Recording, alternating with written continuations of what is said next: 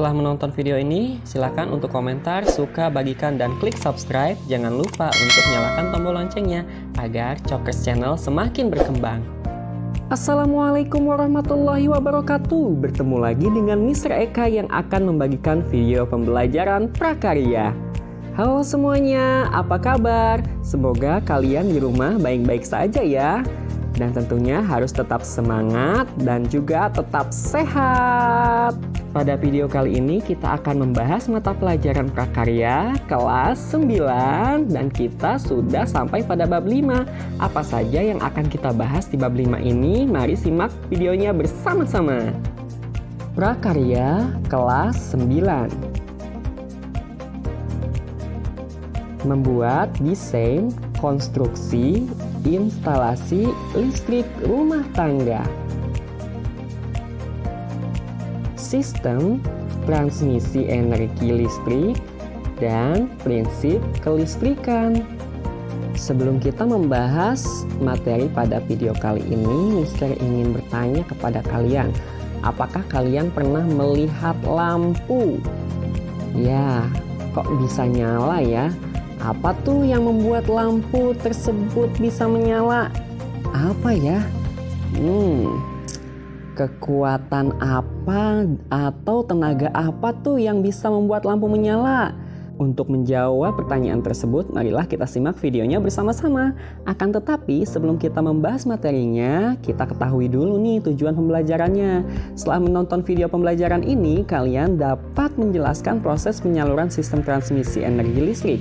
Dan kemudian kalian dapat menyatakan pendapat tentang prinsip kelistrikan.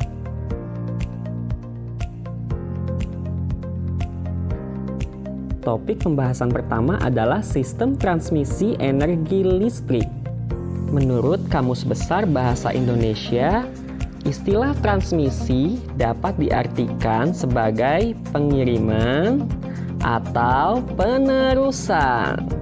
Sehingga kita bisa menyimpulkan pengertian sistem transmisi energi listrik yang merupakan proses penyaluran atau pengiriman energi listrik yang dihasilkan sebuah pembangkit listrik menuju sistem distribusi kepada pelanggan atau konsumen. Perusahaan Listrik Negara atau PLN merupakan perusahaan milik negara yang diberi kewenangan penuh untuk menyalurkan energi listrik kepada pelanggan. Energi listrik yang dihasilkan oleh PLN berasal dari berbagai sistem pembangkit listrik, baik milik pemerintah ataupun swasta. Berikut ini merupakan contoh dari sistem pembangkit listrik. Di antaranya adalah pembangkit listrik tenaga air atau PLTA, pembangkit listrik tenaga uap atau PLTU, pembangkit listrik tenaga gas PLTG, atau pembangkit listrik tenaga bayu atau angin PLTB. Nah, sistem penyaluran atau transmisi listrik dapat digambarkan sebagai berikut. Dari sistem pembangkit listrik kemudian menuju trafo penaik tegangan dan disalurkan melalui saluran transmisi, kemudian disalurkan lagi ke trafo penurun tegangan menengah dan menuju saluran distribusi, kemudian disalurkan lagi ke trafo penurun tegangan rendah dan kemudian baru sampai kepada konsumen. Berdasarkan gambar, kita akan menjelaskan nih komponennya satu persatu.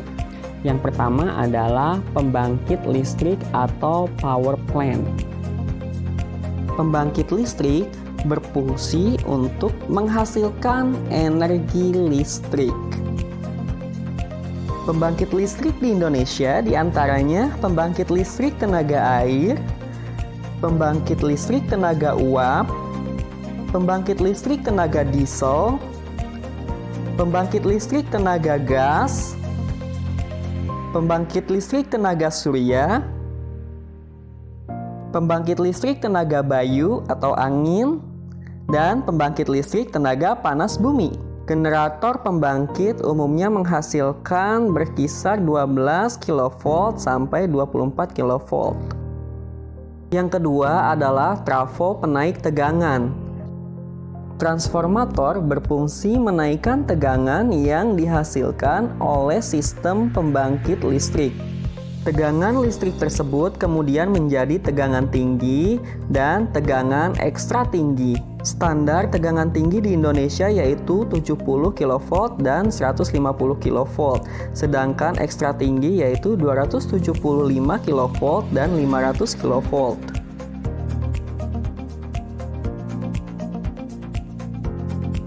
Yang ketiga adalah saluran transmisi.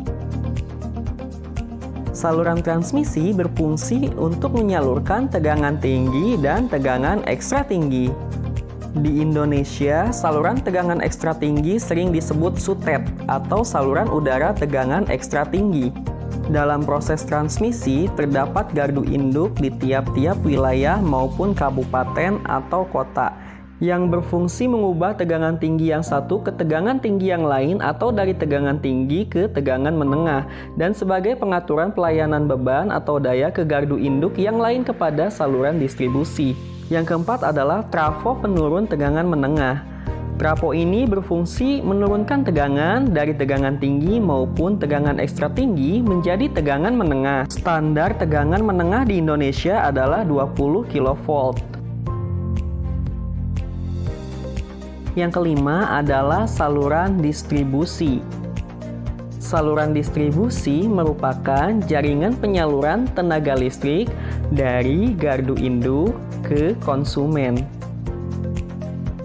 Saluran distribusi sudah tidak menggunakan menara-menara tinggi, tetapi menggunakan tiang berbahan kayu, besi maupun beton. Kemudian yang keenam, trafo penurun tegangan rendah.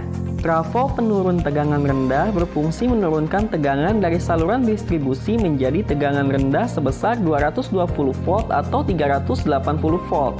Nah, dari trafo ini listrik mengalir ke rumah atau ke konsumen. Topik pembahasan yang kedua adalah prinsip kelistrikan.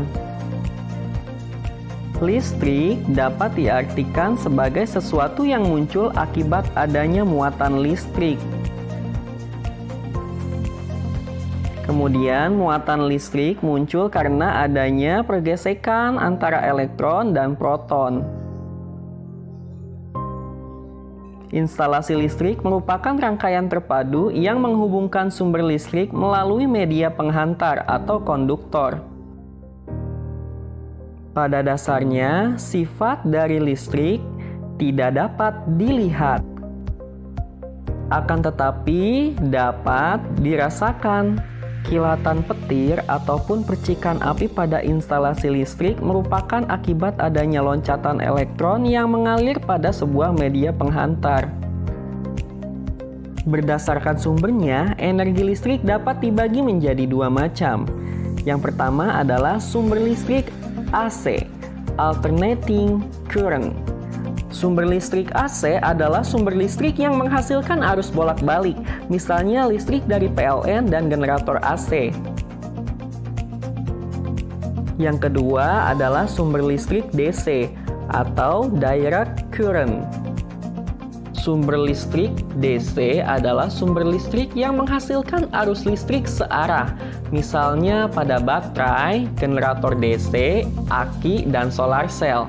Model sederhana rangkaian instalasi listrik merupakan rangkaian instalasi kelistrikan yang umumnya terdiri atas sumber listrik, saklar pengaturan, dan beban. Sumber listrik dapat berasal dari sumber listrik AC seperti sumber listrik dari PLN. Contohnya sumber listrik AC yang sederhana adalah instalasi listrik pada kamar yang terdiri atas sumber listrik, satu buah saklar, satu buah stop kontak, dan satu buah lampu. Sumber listrik DC seperti baterai, aki, dan generator DC. Contoh sederhana sumber listrik DC dapat dijumpai pada senter, kelistrikan pada sepeda motor, dan kelistrikan pada dinamo sepeda.